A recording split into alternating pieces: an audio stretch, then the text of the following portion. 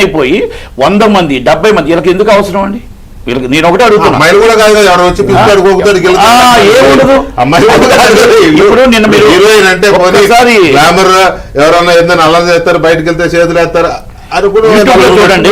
మీరు మన అల్లు అర్జున్ గారు దాంట్లో చూడండి, ఆమె రేవంత్ రెడ్డి గారు చాలా క్లియర్గా చెప్పి, ఇంకా మనం చెప్పలేం కానీ చాలా క్లియర్, ఆమె పాపం బయటకు వచ్చేసిందండి. పాప పక్కన వచ్చి కొడుకు లోన్ ఉన్నాడని ఆ కాపాడడం కోసం లోనకి ఎలాగిసిరారండి, ఎలాగిస్తున్నారండి బౌన్సర్లు పాపం. అంటే ఆయన కాపాడడం కోసం యువతను చంపేస్తారా? చంపేయడం కాదు సార్. ఇప్పుడు అదే నేను అడగడం కోసం ఆపాను.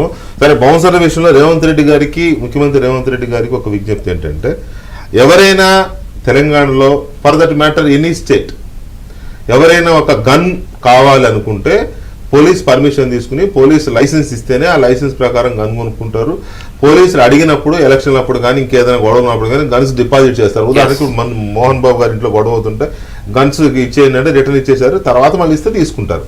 అట్లాగే ఎవరైనా సొంతంగా బాడీ గార్డ్స్ని, బౌన్సర్ అనే పేరు కాదండి, అది బాడీ గార్డ్స్, నాకు బాడీ గార్డ్స్ కావాలి, నేను పలానా వాళ్ళు పెట్టుకుంటానంటే పోలీసులు వాళ్ళ చరిత్ర, వాళ్ళ ట్రాక్ అంతా చూసి క్లీన్ ఇమేజ్ ఉంటేనే వాళ్ళని అనుమతించే విధంగా రేవంత్ రెడ్డి గారు ఈ చర్యలు తీసుకుంటే, సినిమా వాళ్ళ, పొలిటీషియన్ల, లేకపోతే ఆయన ఏమన్నా స్వామీజీనా ఇంకోటి ఎవ్వడన్నా కానివ్వండి, ఇది కొంత రెస్ట్రిక్ట్ చేస్తే ఈ బౌన్సర్లు అనకూడదండి. ఐఎమ్ సారీ, నేనే అంటున్నాను.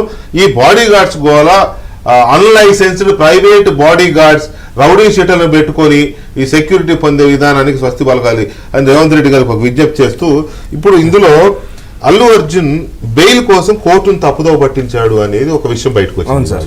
అది ఎలా బయటకు వచ్చింది, ఎలా తప్పుదోవ పట్టింది సార్? ఏమైందనంటే వాళ్ళ కౌన్సిల్ వచ్చి ఎప్పుడైతే అల్లు అర్జున్ గారు థియేటర్లో సినిమా చూస్తున్నప్పుడు ఈ ఇన్సిడెంట్ అయిపోయిన తర్వాత వాళ్ళని రెస్క్యూ చేసి హాస్పిటల్కి పంపిస్తున్నాక ఆ ఫ్యాన్స్ అక్కడ నుంచి కదులుతలేరు. పోలీసు వాళ్ళు పదే అనౌన్స్ కూడా చేసిండ్రు. చేసిన తర్వాత కూడా వాళ్ళు వెళ్ళకపోతే ఏసీపీ గారు పోయి హీరో గారికి ఇన్ఫార్మ్ చేద్దాం అనుకుంటే థియేటర్లోకి పోయి ఇన్ఫార్మ్ చేద్దామంటే బౌన్సర్లు ఎవ్వరు కూడా వనిస్తలేరంట, అడ్డంలో పడుతున్నారట బౌన్సర్లు. ఎవ్వరు కూడా ముందుకు వనిస్తున్నారంటే ఎంత చెప్పినా ఇంటలేరట. చెప్పపోయే వారికి ఏం చేసినాడు, మీ అందరిని తీసి లోపటేస్తాం, తమాషాలు చేస్తున్నారని అంటే, తర్వాత వాళ్ళు సైడ్ తీసుకొని ఏసీపీ గారు ముందుకు పోయిన తర్వాత హీరో గారికి చెప్పిండట, ఏంటంటే సార్ మీరు వెళ్ళకపోతే క్రౌడ్ చనిపోయారని చెప్పారంట.